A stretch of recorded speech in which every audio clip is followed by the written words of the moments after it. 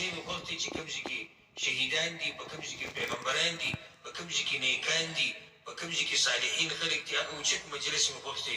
نو دغه ځای کې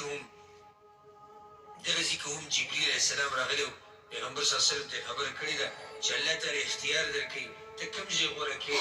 نو نه زه هغه اوچت مجلس غوره کومه، د الله سره ملاقات غوره کومه، د نورو پیغمبرانو سره ملاقات غوره کومه. هغه اوچت ځای مې پکار دی.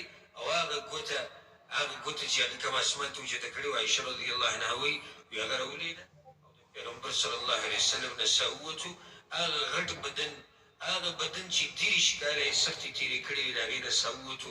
هغه غټ زړه چې هغه د هر چا دپاره کوله و، هغه زړه چې هغه د صبر نه ډک و، هغه زړه چې هغه د ایمان نه ډک و، هغه زړه چې هغه د اوچتو صفاتو نه ډک و، هغه زړه ودرېدو د پیغمبر